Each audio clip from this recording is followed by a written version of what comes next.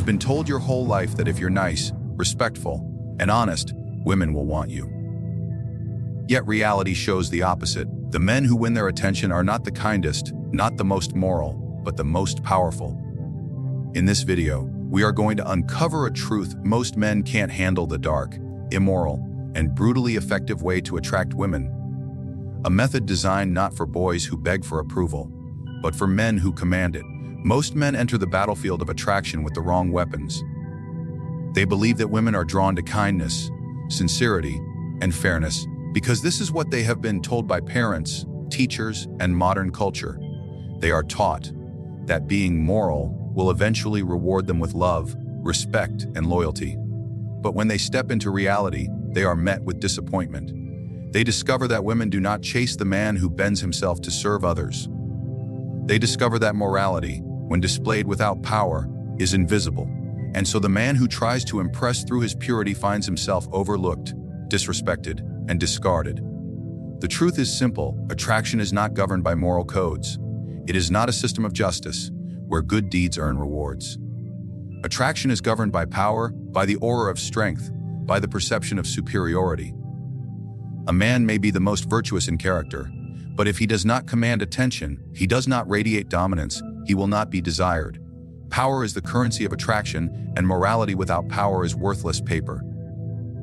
To understand this, one must realize that human nature has always worshipped power. Across history, people admired not the gentlest rulers, but the ones who projected might, who inspired awe, who instilled both fear and fascination. The same principle applies in attraction. Women do not admire the man who tries to be their servant. They admire the man who seems untouchable, the one who dictates the rhythm of interaction, the one who does not lower himself to beg for validation. To be moral without power is to be invisible. To be powerful without morality is to be unforgettable. Consider the man who endlessly compliments, who sacrifices his own comfort to please a woman, who bends his schedule, his energy, and his dignity in the hope that she will notice him. What does he communicate? That he values her above himself, that he is willing to trade his strength for the chance of her approval. Desire is not born from pity. She may use him, she may appreciate the attention, but she will not crave him.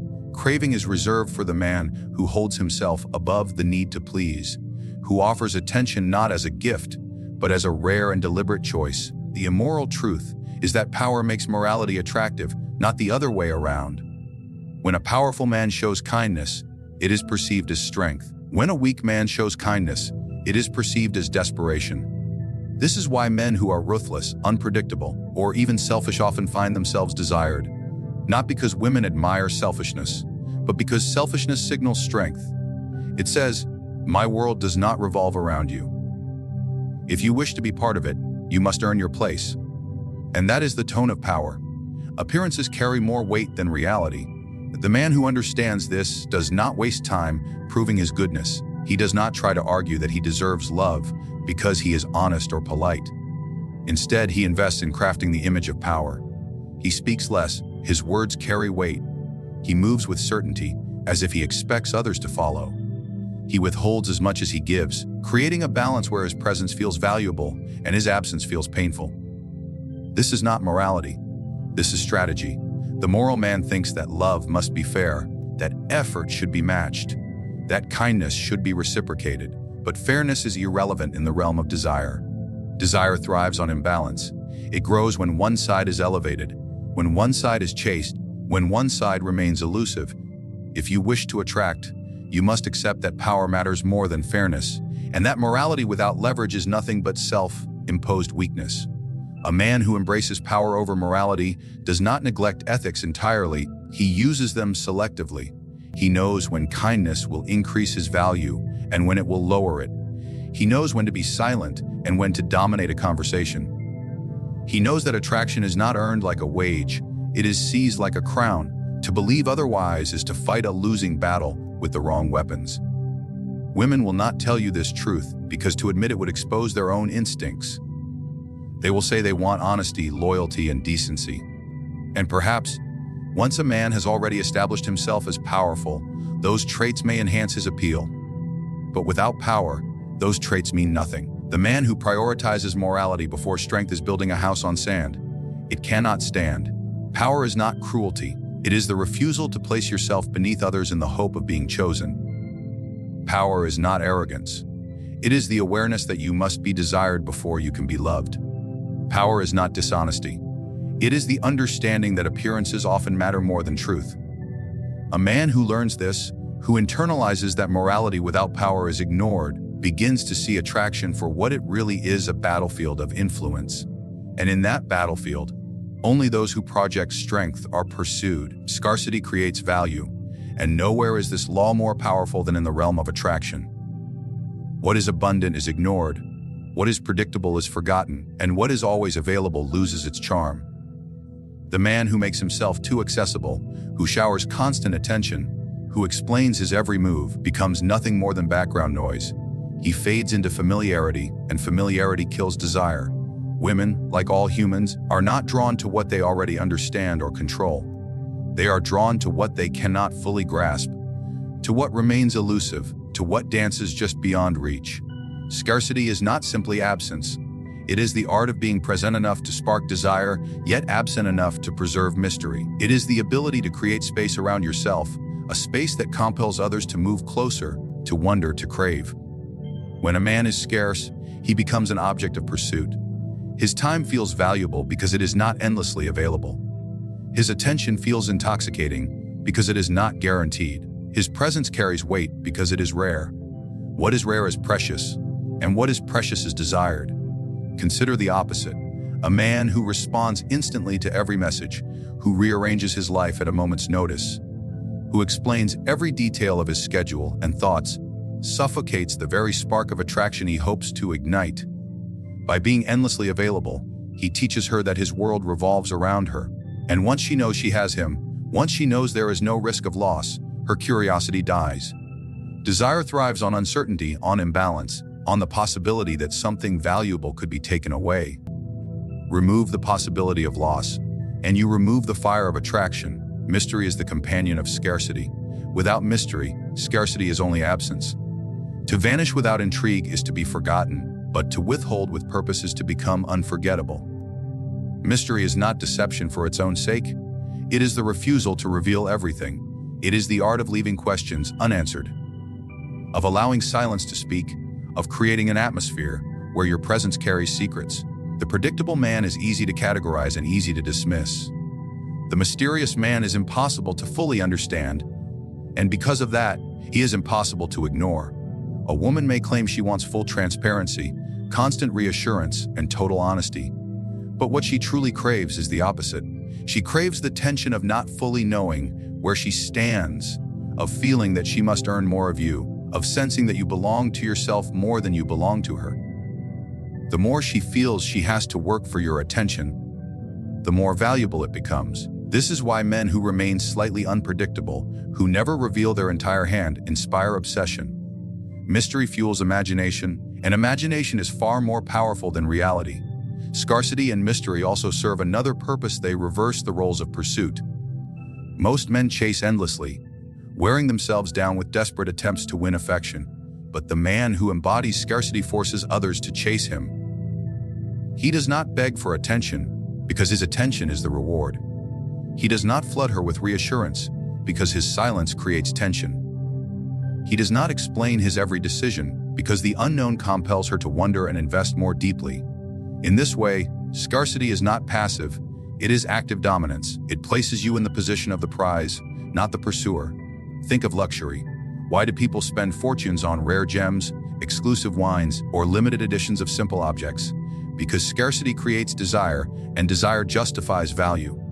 Attraction works the same way. The man who is always present, always seeking, always giving is not scarce, and therefore not valued. The man who withholds, who is seen less but remembered more, creates the same allure as a treasure that cannot be easily obtained. His very presence becomes a luxury.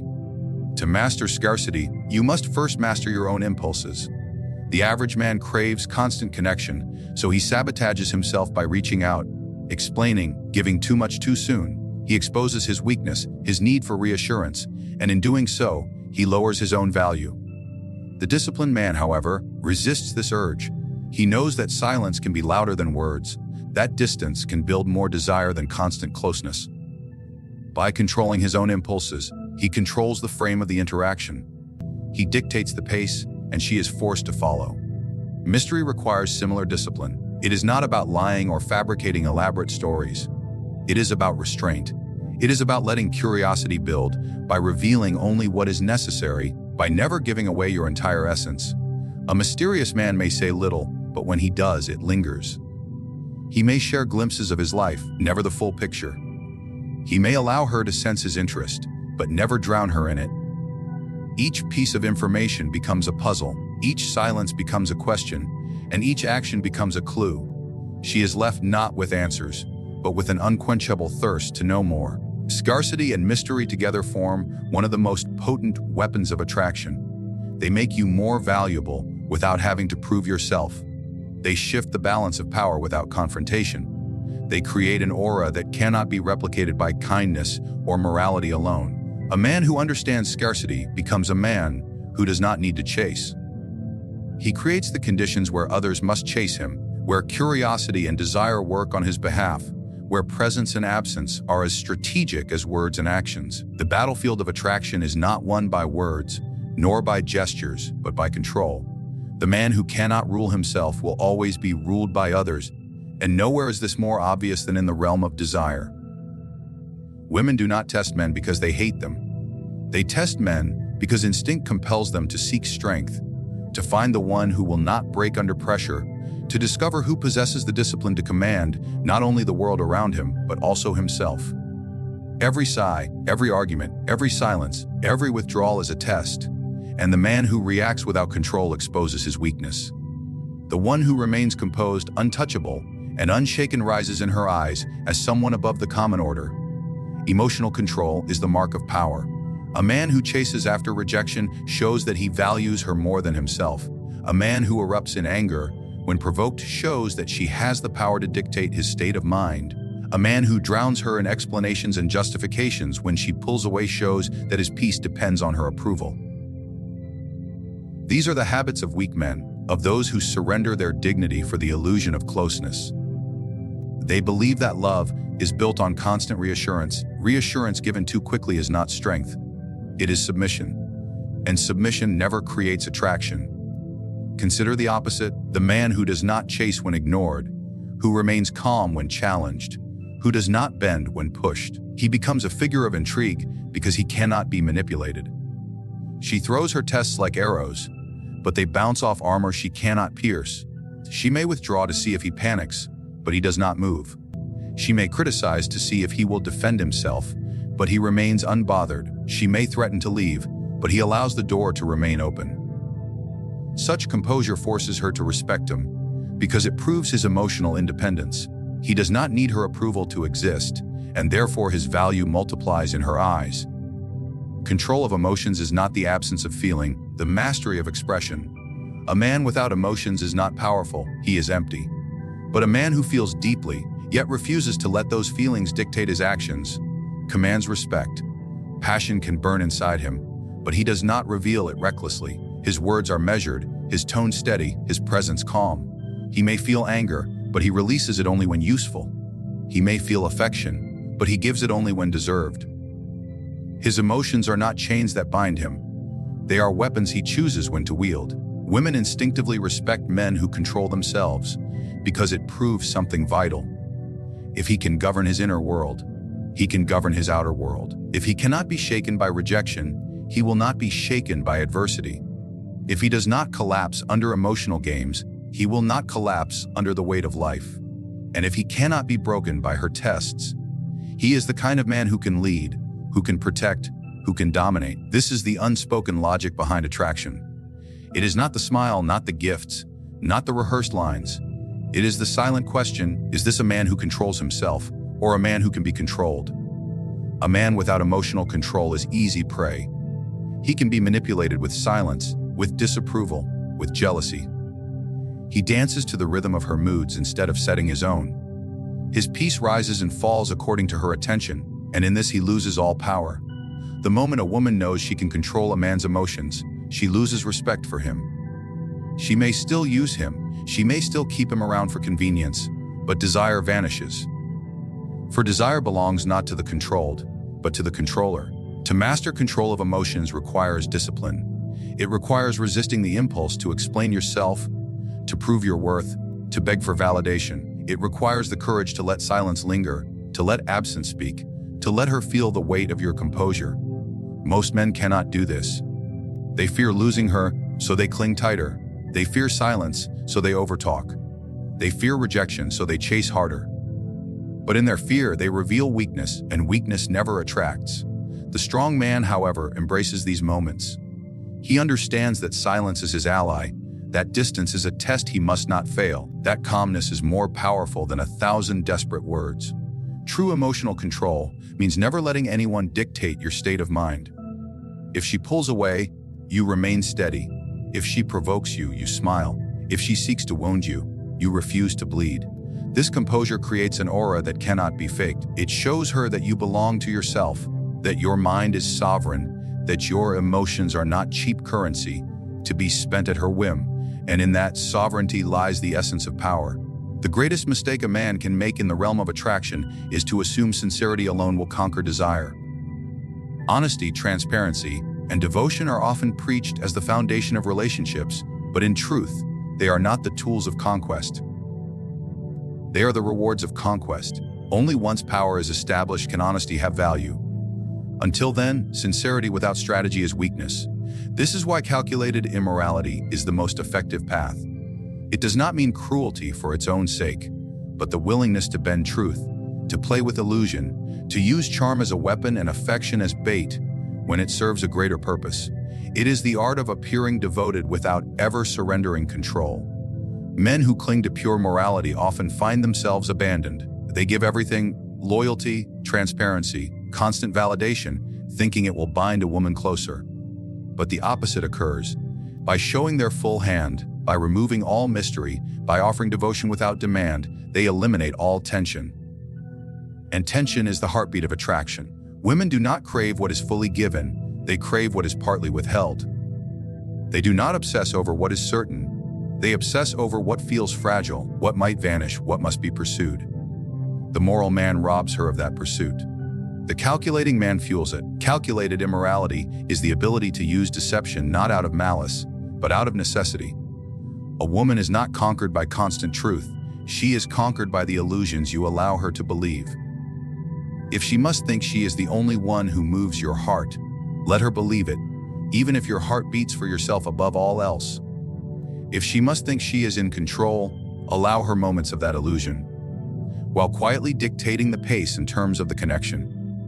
If she demands sincerity, give her sincerity in measured doses, enough to sustain her interest, but never enough to strip away your power. The immoral man does not lie recklessly, he lies with precision. His dishonesty is not random, but purposeful, designed to maintain allure, mystery, and dominance. Charm itself is an act of immorality, for it is never entirely sincere. It is the art of shaping your words, your gestures, your tone, not to reveal your soul, but to influence perception. When you flatter, you do not flatter because you believe every word. You flatter because it binds her to you. When you withhold affection, you do not do so because you feel nothing. You withhold because scarcity intensifies desire. When you appear jealous, you may not truly care. You only wish to spark her fear of losing you. All of this is strategy. All of this is calculated. And all of this is effective precisely because it discards the illusion of morality in favor of results. The man who refuses to engage in calculated immorality shackles himself. He clings to honesty as if it were sacred, forgetting that honesty without power is ignored.